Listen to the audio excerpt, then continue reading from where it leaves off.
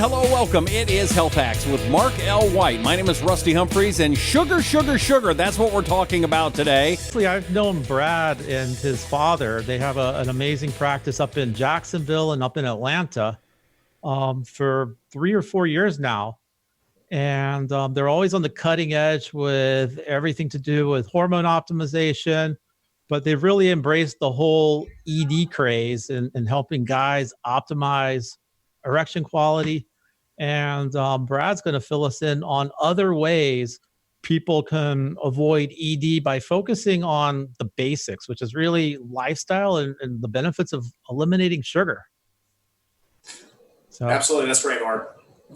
Yeah, I mean, I guess, obviously one of the main components of our practice is erectile function. And, we use the gains wave to help repair and restore that loss of function. But, ED, as you know, is a blood flow problem. And there are really two components to that. One is obviously plaque that develops in the tiny vessels of the penis. So when you go to get aroused, your body's trying to get blood to your penis, it just can't do that. The second issue that we see is just straight up damage to the little vessels themselves. There's a number of reasons, but one of the main culprits obviously is sugar. And so over time, sugar acts like a sandpaper to those delicate vessels in your penis. And so what I thought I'd do today is kind of go over, the basics of sugar, why it's bad for us, what is sugar, what it does to the body, and really ways to avoid it. I mean, everybody knows sugar is bad for the waistline, and everybody knows we need to cut back, but I've never thought of sugar affecting erectile dysfunction. How'd you guys figure that out, or how'd you make that correlation? Well, I mean, it does it to all the body. So, obviously the vessels in your penis are very tiny. They tend to bear the brunt of things, but, sugar makes you age faster than just about anything you can do.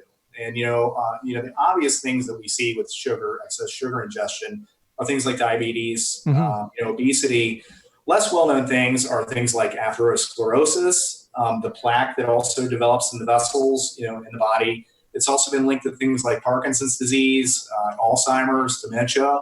They all have really a direct correlation to sugar. And so sugar, leads to chronic inflammation in the body. And that's one of the main theories of aging. So if I just cut sugar out of my diet and don't do anything else, will I get better erections?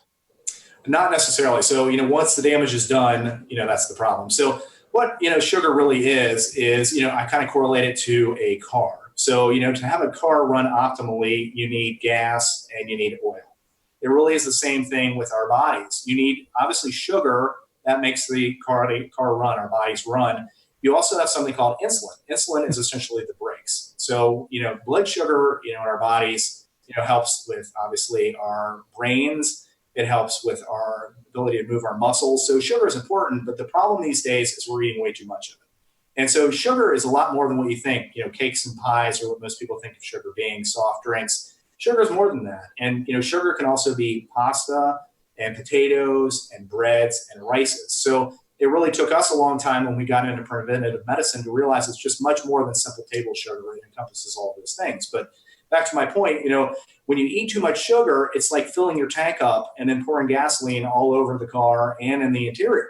Obviously, you don't want to drive around with a car like that, and it just has your body on go all the time.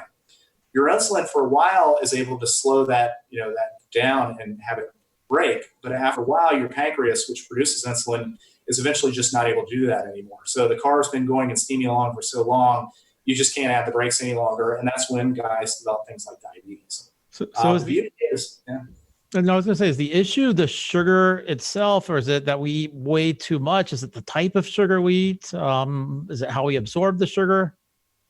Yeah, I'd say it's a little bit of both. So, I think, standard American diet, or abbreviated for SAD diet, is really, we're eating too much sugar from too many different sources. And again, it's obvious stuff like, cakes and pastas and potatoes, but it's less obvious stuff like certain vegetables, things like corn, beets.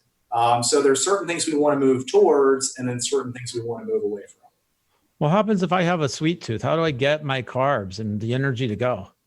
Well, yeah, that's the main thing. So, I guess probably the health hack that I'd like guys to understand, is really the sugars. So there's a way to determine how much sugar is in a food, and you want to try and avoid sugars that have a high glycemic load.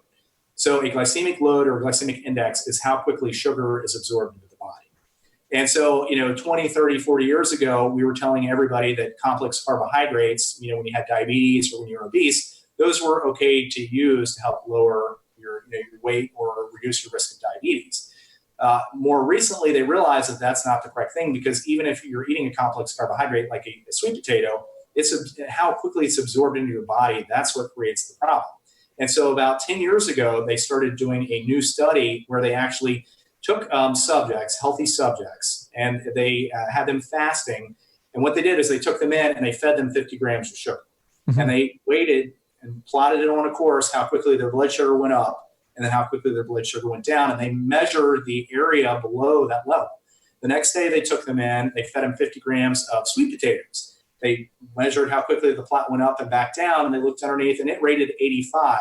So, sugar, the initial one that they measured, was rated as 100. It was given an arbitrary number.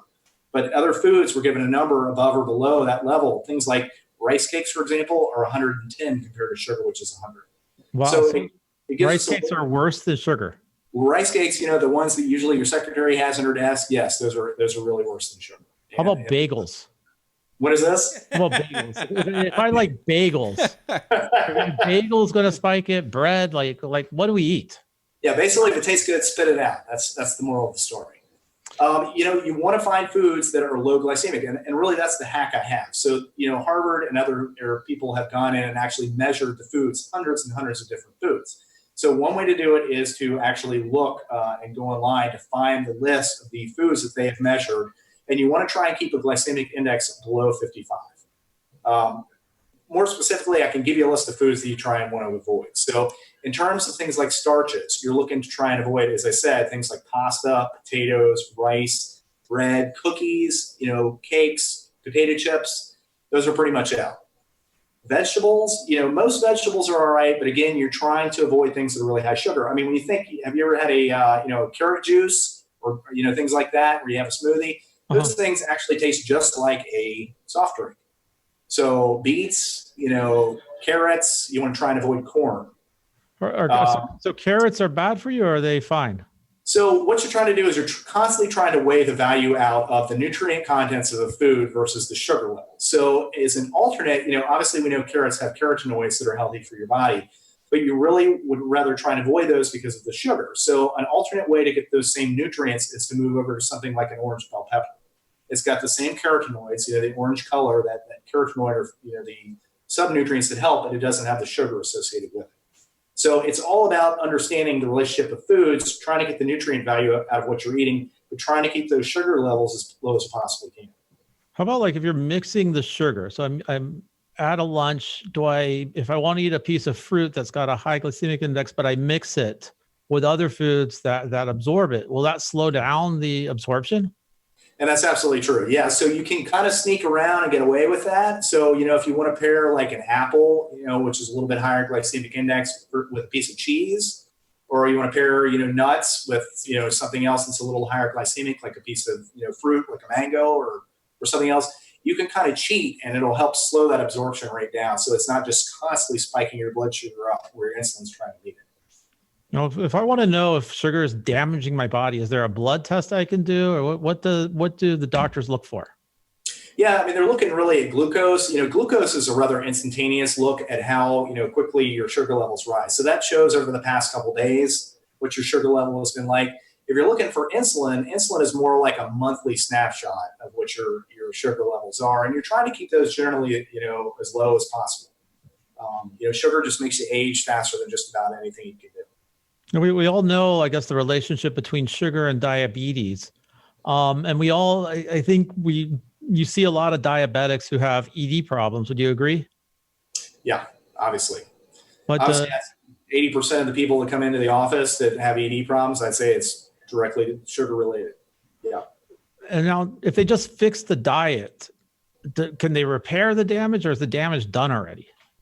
The damage is really done at that point. I mean, as I said, back to the analogy in the car, I mean, you can certainly, put out the fire. So you don't have to live next to the fire station to be, constantly getting your insulin, or the drugstore to get your insulin level. We can get the diabetes back down by having you eat lower glycemic foods, but the damage is done. So you have to actually intervene with something like a Gainswave, where you actually go in The gains weight causes your body to repair itself by essentially activating stem cells and growth factors and proteins. The same thing that happens, when you cut your arm, for example, that's what your body releases to be able to go in and repair the damage. And the beauty of the gains wave, aside from being able to break down the plaque, which is some of the aspects that sugars cause, it actually will activate, again, your regenerative aspects of your body, and it'll go in and repair the damage that's done, to the vessels. Not only will it repair the damage, but, as you know, it has the beauty of actually going in and regenerating vessels. So it can, neovascularize or regrow entirely new vessels. And that's the real, beauty of what the gains wave can do. Okay, guy comes in, he's got ET, he's got a terrible diet. You go in there, your practice repairs everything. He's got great erections again. Do you just say, look, cut out sugar and I'll never have to see you again? Or... Yeah, some of it. Sugar obviously is a major component of things. And there are other aspects to, lifestyle, and it's not just sugar. So obviously, things like high blood pressure can cause damage. So we certainly ask guys to keep an eye on their blood pressure. We're also looking at smoking. Certainly, Mr. Nicotine and Mr. Caffeine go along with the, sugar because, again, when you're eating sugar constantly, you have the ups and downs, and eventually you have to a lot of times use those other drugs. So avoid nicotine, over time that degrades the vessel just the same. It's funny, we get a lot of people that think they're being very healthy, but they bike, both motorcycles and straight up bicycles. That causes a problem over time. So we get a lot of those fellas in, because sitting on those thin seats for all their body weight ends up damaging the vessels. And then, obviously it goes without saying, people who have had prostate cancer or they've had radiation and things like that, all of those cause problems. And again, the beauty of what the gains wave can do and why it's so different is it actually can go in and repair the damage by activating your body's capability of doing it. Now, I read, I think it was in the Wall Street Journal just a few days ago, that intermittent fasting is not a fad. Does that relate to what we're talking about with sugar and high glycemic index, or is that something completely different? I think it's a little bit different. I've heard, obviously some research on that, which I think is good. But again, the idea, if you can imagine, and let's look at it like a standard diet that most people would eat throughout the day. So you start in the morning and you have some blueberry flavored yogurt and maybe a piece of toast with some jam. And, you have some fruit juice, and it shoots your blood sugar way up high. And so your insulin's coming up behind, but it's much slower to meet. That's the brake, that's placed on your sugar to slow it down. And you've up here, but before the insulin has a chance to get up there, you've kind of moved down here, and it's 10 o'clock in the morning, and you're dragging at the office, and you have some coffee. And say you go out for lunch, and then maybe you have a sandwich and some potato chips, and it spikes your blood sugar way back up again. Your insulin was starting to come down, but it's right up there again, and it gets up to that point, and then your blood sugar goes back down. At 3 o'clock, you have a crash. And then you get to dinner, and you're at home, and you have some potatoes and some steak and some croutons on your dinner along with a piece of bread, and you spike back up again. Your insulin went down a little, but it never went all the way down. And you can see the pattern. And the problem is the insulin never drops all the way back down. So what you're constantly doing is you're burning the calories that were in that food, but it never drops down to the point where you actually start losing fat. That's one of the issues. But when you constantly have chronically high insulin levels, after a while, your body's not able to get the insulin back down any longer, and you eventually get diabetes.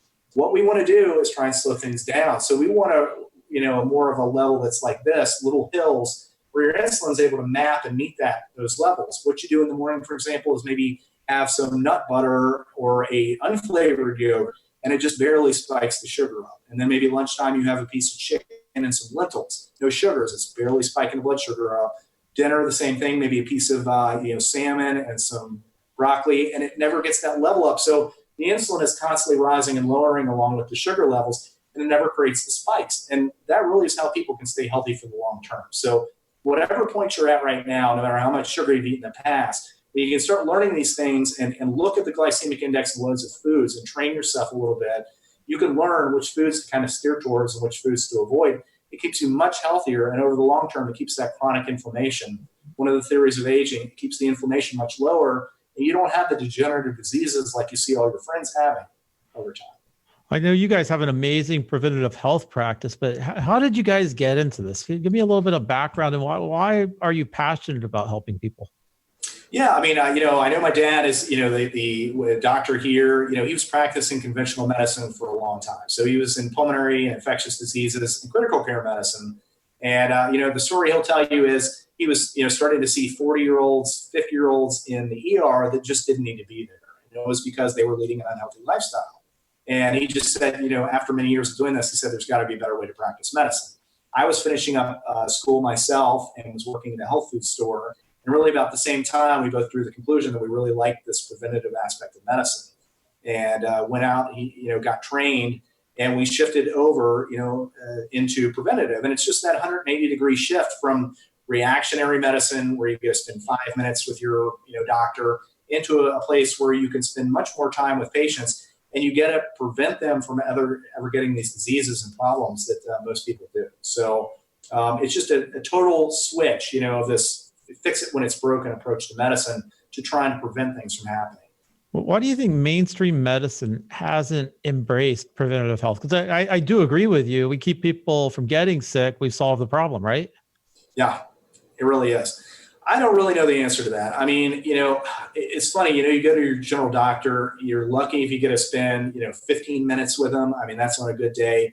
They really write you a script and you're out the door. And I think, it's unfortunate that I think insurance plays a large part. I mean, most doctors these days aren't practicing medicine. They're really practicing insurance. And, that's interesting, actually. Never thought of it like this. That's interesting. The doctor doesn't work for the patient. He works for the insurance company, right? I mean, that's really it. I mean, everything is dictated, the types of testing you have, preventative testing you do, unless they already know that there's something wrong. Most insurances don't even really cover it. And yeah. No, go ahead. So that I guess that frustrated your dad. He got out of the ER. He got out of working with sick people. Now, you were working at a health food store? Yeah, I was working at a health food store. So, I guess that was my first taste of, the preventative aspect of things. I mean, people were buying a lot of supplements getting into that realm of thing. And I mean, I was in college too. I mean, I was eating fast food, all through undergrad and grad school. I mean, we had no idea about healthy eating habits. So this is something over the years that we've learned too. I mean, we didn't start out with all this knowledge. We've kind of built it as we've gone along. And I think, for most docs and people in medicine, I mean, this is stuff you were never really taught in medical school. It's really stuff you had to kind of get a gestalt switch and, begin to think outside the box and go, there's got to be a better way to do this. And what can I, you're, I think, initially searching for your own health. You're trying to figure out how to keep yourself healthy, but along the way, you begin to understand that, this really has the potential to help a whole group of people. And that's why we're all in what we do, it's to really help people. So when you have people coming into the health food store and they have medical testing, because I guess that's what you do is you took that healthy living and what's going on there, and you're marrying it with like the latest in medicine. Right. I mean, that's actually, it's fascinating. But then how does all of this get back to ED? Yeah, I mean, again, it really boils down to a lifestyle. I think erectile dysfunction is a lifestyle. And, the first thing we do when guys, come out of the first treatment is we have a whole list of things that they need to do. And one of the major things they need to do is go get, typically a CTA scan or a virtual cardiac catheterization of their heart. Because if this problem is showing up in their penis, that's, those vessels are really tiny. They tend to bear the brunt of what's going on first. So the next thing we want to do is make sure they go over and get tested for the rest of their body, because it doesn't do them much good if we have their penis fixed if they keel over dead. So it really is about making sure it's preventative, and it's using both supplements and exercise and diet and sugars and hormones are a component of healthy aging. Those drop off over time. It's a combination of all those things together that really help to keep us, not only reduce the risk of age-related diseases, diabetes and strokes and heart disease, but it puts you in a very low, improves your functioning. Those age-related things, low energy, excess weight, loss of lean muscle, slower cognitive functionings, mood. Those are all components of the big picture of preventative medicine. I've heard that like having ED, it's almost like the canary in the coal mine. I mean, do you see a lot of guys that have ED and then you find that they have blockages in their heart? You bet. Absolutely. Yeah. I mean, we send them over, like I said, we have just a deal with an imaging center, across the street, because we send so many people over there, both in this practice and in the other, but it's critical because, I mean, if you look at the studies, I think there were studies at World War II. I mean, when they first did them, guys in their 20s were showing up, starting with atherosclerosis when they ran studies on them back even then. Think about how much worse our diet has gotten since then. I mean, everything's packaged, pre-processed. Our soils are becoming less nutrient. I mean, they've done studies that, gosh, even since the 70s, we've lost about half the nutrient content in our soil. So we're all walking around nutritionally deficient, unless you're supplementing stuff. And then on top of that, you're adding all these processed packaged foods, because we're all a society that's busy and we don't have time to do this stuff. And it's a recipe for disease and sickness. And you're kind of seeing that in the population these days. I guess going back to that practical aspect, though, is if I'm a busy guy and I'm traveling and I'm flying around and I'm working, I'm going to cocktails. I mean, it sounds good on paper. We all know exercise more, eat less, cut out sugars, cut out grains. But practically, How do you do it? Yeah, I mean, you take very small steps. So what we did at the beginning was take small steps. Like, for example, take bread. Instead of getting the normal white bread that you would at the store, you maybe move over to whole wheat bread, and then move from whole wheat bread after another year or two over to maybe something like pumpernickel, where it's grown. You move from potatoes over to sweet potatoes. Things like beer and wine that you'd normally be drinking. Honestly, it's better to drink stuff like vodka and whiskey. Those actually have a lower sugar content than that. So it's taking little steps over time to make those changes. And that's really what we did. I mean, if you try and just change everything you do overnight, how long are you really going to stick with that? So it's just making incremental steps as you go along. I think a lot of guys will like that advice. Go from beer and wine to vodka. Yeah, I know. That's right. Take some shots, right? Russians must be healthy. That's right. So what's next? What do you see on the horizon? What else is out there other than the nutrition and the preventative health? But what do you see out there? Yeah, I mean, I think the next couple of big things. One is mapping of the human gut biome. So we constantly have, hundreds of different strains of bacteria acting on our body, and they're actually considering that, they're calling it an organ, an external organ. Those bacteria are constantly, playing a part in our physiology. They even believe it deals a lot with brain function and things like that. So one of the important things to do over time is to really keep your gut bacteria healthy. And you can do that in one of two ways. Prebiotics or natural fibers that keep feeding the healthy bacteria in your gut, if there are healthy bacteria. One way to repopulate your gut bacteria is to take probiotics. We feel there's natural sources versus taking a supplement. You can go to a typical grocery store and buy something called kefir in the Greenwise section. It's a couple bucks. It's not going to break the bank, but it's very similar in taste to yogurt. It's changed from a lactose product, the way it's fermented, but there's healthy cultures of bacteria in there. There's healthy yeast. That naturally helps populate the gut with healthy bacteria. That's one of the major theories of health in our system. The other one is really regenerative medicine. That's one of the next big things. That includes things like stem cells, which most people are quite frankly aware of these days. There's other things that do it too. There's exomes, which are pockets of DNA information, which essentially tell your own stem cells to reactivate. And in fact, we use that a lot, in severe cases of ED, in addition to the Gaines wave. We can actually give patients their own stem cells. We can do that through a process where you draw their blood, you centrifuge the blood down, it concentrates the stem cells, and they're reinjected. We're also finding that we can use Wharton's jelly-derived stem cells. The beauty of those is that they're derived from healthy full-term pregnancies, the umbilical cords. They contain a soup of healthy mix, and they're 0-day old. They're non-allergically reactive. Again, with the mother and child, there's no allergic reaction. So they're 0-day old, and they're hyper-potent even compared to stem cells, which are, my stem cells are 40. Your stem cells are as old as you are. So we're seeing even better results with that. So it's the ability to regenerate things, go in and repair tissue, help with the inflammation if there was from stuff like diabetes. It can actually reverse those processes. So have you seen using stem cells and exosomes? I know you're using it now to repair the ED. What are the other uses that you guys have seen out there? Yeah, in terms of regenerative medicine? Yeah. Yeah, I mean, it helps with a lot of different things. I mean, everything from Parkinson's, dementia, Alzheimer's, rheumatoid arthritis, regular arthritis, obviously knees, joints, tendons, they can be injected directly into those areas. They're also using them for, facial beautification, hair restoration. So, I mean, the beauty is the stem cells, wherever you place them, will generally become those cells, or they'll, again, with the exomes, reactivate dormant stem cells in your own body that, just because of age. So the potential is really great. I mean, they haven't done a large number of studies yet, just simply because for a long time the US FDA was not allowing that to be done. But that really has a very large potential. And again, it can be just simply injected as a wellness injection. And the beauty is, it'll travel to the areas of inflammation and actually repair the areas. So it will go wherever it's needed to help repair things. Yeah, I read, and it's probably too late for me, but the day of endless hair is now almost on us. With all the stuff they're doing with gene editing and stem cells. So we're living in an exciting time. Oh my. We really are. Yeah.